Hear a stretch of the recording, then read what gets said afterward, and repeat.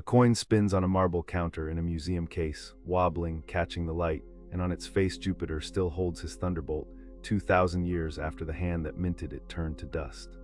The metal is worn almost smooth, the god softened by a million ancient fingertips, yet the bolt is unmistakable. Tourists drift past without slowing, their reflections sliding across the glass. They do not know that this god once crowned emperors, that his name was stamped into the pockets of soldiers from the cold gray rivers of Britain to the burning edge of the Syrian desert. He looks eternal there under the glass. He was not. To find where he began, you have to walk back, past the temples and the marching legions, past the marble and the gold, back to a muddy cluster of huts on 7 low hills. The people there did not build statues, they worshipped without faces. A farmer rising before dawn, his breath clouding in the cold, would press a little salted flour into the soil at the edge of his field, kneeling in the dark, murmuring to a presence he could not name. He believed a spirit lived in that boundary line, in the very dirt between his land and the next. Another lived in the doorway of his house, watching who came and went. Another stirred the grain in the storage jar, keeping it from rot. And another breathed in the small fire on the hearth that his wife guarded through the night, never letting it die. These were the numina, the nameless powers, and they wanted nothing grand. They wanted attention. They wanted to be remembered with bread and oil, and a few quiet words spoken into the dark. What these villagers felt more than devotion was unease. It sat in the chest like a held breath. A spirit forgotten was a spirit that turned cruel, and a careless man might wake to find his grain spoiled, his child sick, his luck gone sour overnight. So the day was stitched together with small, careful rituals, each one a way of keeping the unseen on your side, a gesture at the threshold, a word at the well, a crumb left at the hearth.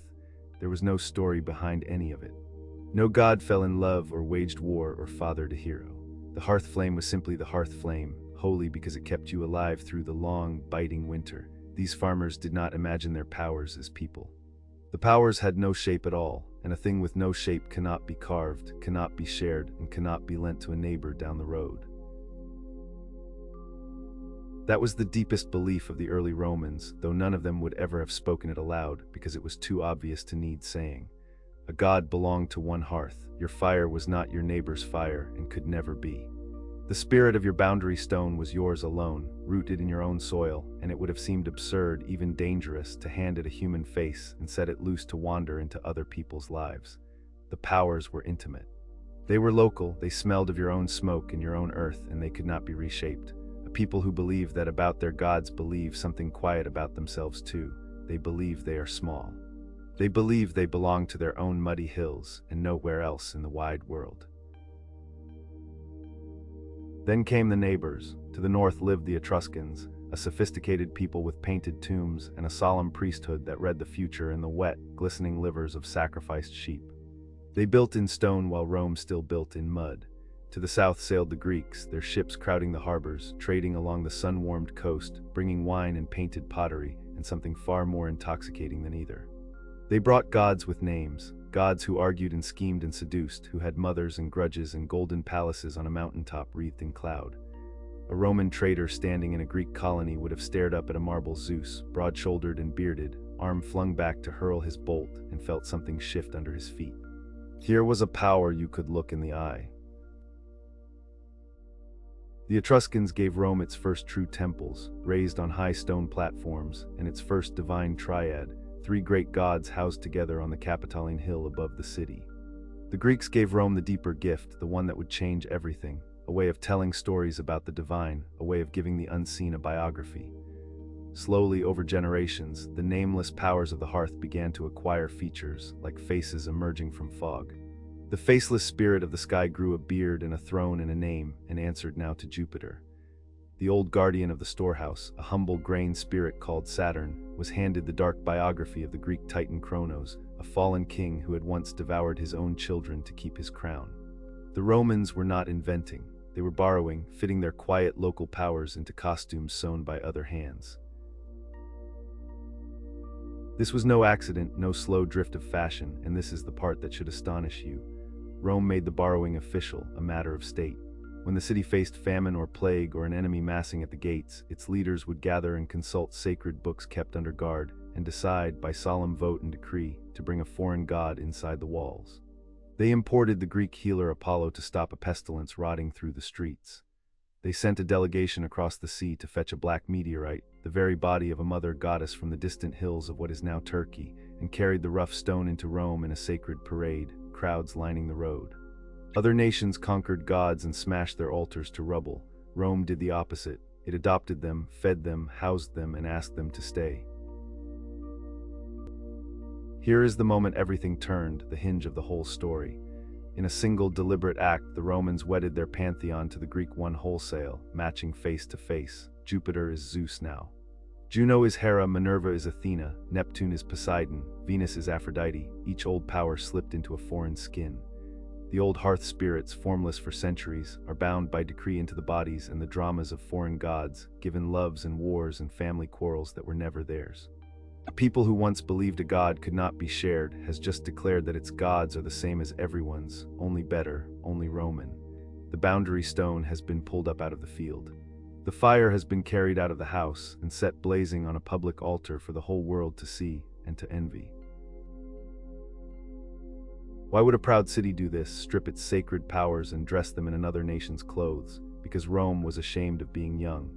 The Greeks had Homer, had heroes whose names rang for centuries, had 1,000 years of legend stacked behind them like treasure. Rome, looking hard at itself, saw upstarts, farmers with swords and dirt under their nails, a city with no grand past to boast of. To borrow the Greek gods was to borrow Greek antiquity itself, to claim a seat among the ancient and the great at the high table of nations. Rome even wrote itself a founder, Aeneas, a refugee prince fleeing the smoking ashes of fallen Troy, so that its story could begin in the oldest, most famous war the world still remembered. The empire was inventing a soul to match its swelling body.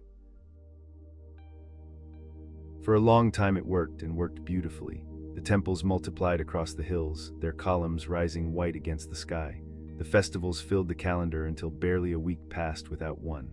Saturn got his December feast, Saturnalia, when masters served their own slaves at table, when the whole city drank and gambled and shouted and turned itself joyfully upside down for a week of misrule. The gods presided over everything that mattered: the harvest, the army on the march, the marriage bed, the cold marble of the law courts. Each spring the priests still walked the old boundaries of the fields, just as the farmer once had, blessing the line between one man's land and the next, the ancient gesture surviving quietly inside the grand new religion.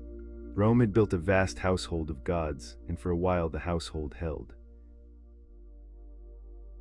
Then the household began to burn. In the last desperate century before the empire, Rome turned its swords upon itself. Generals marched their own legions against the city that had bred and fed them. Senators were dragged from their homes in the night and butchered in the street, their severed heads nailed up in the forum where the great orators had once spoken of liberty. A man named Caesar crossed a small muddy river with his army and broke the republic that had stood for 400 years, and for that he was stabbed to death on the cold marble floor of the Senate, bleeding out at the very feet of a statue.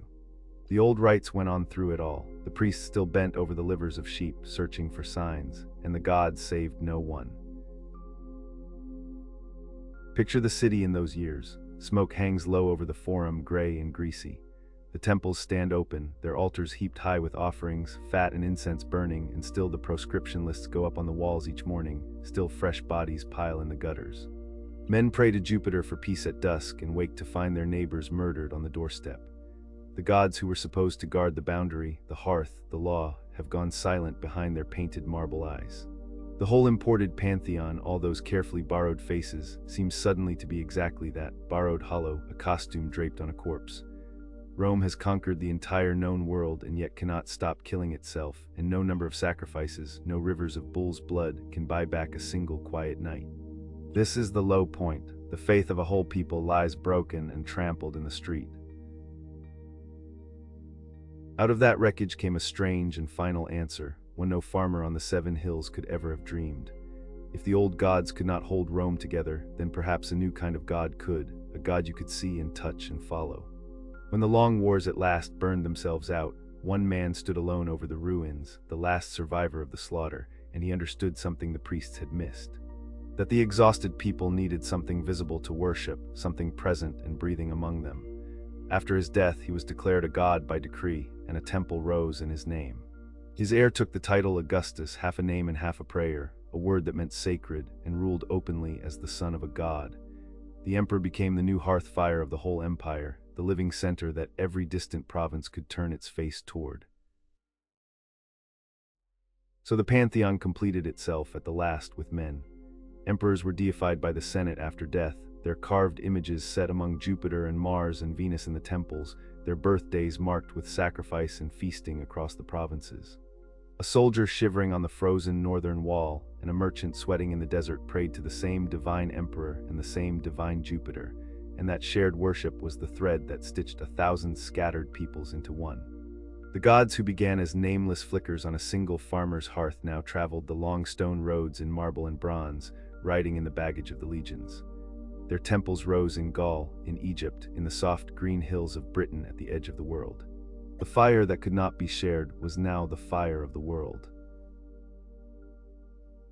And so we arrive back at the coin behind the glass, Jupiter and his thunderbolt worn smooth by ancient thumbs, spinning slower now, settling. He looks eternal, fixed forever in the metal, but you know now that he was assembled, piece by piece, a humble sky spirit given a Greek beard and a throne, a borrowed face pressed onto an old and formless power, also that a young and anxious city could feel old enough to dare to rule the earth. The boundary stone the farmer once blessed at the cold edge of his field never truly vanished.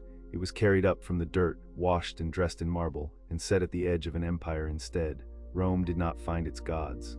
It built them the way it built everything, its roads, its arches, its very past, to mirror what it longed to become, which is why, to this day, when we want to seem eternal, we still reach for the faces of Rome.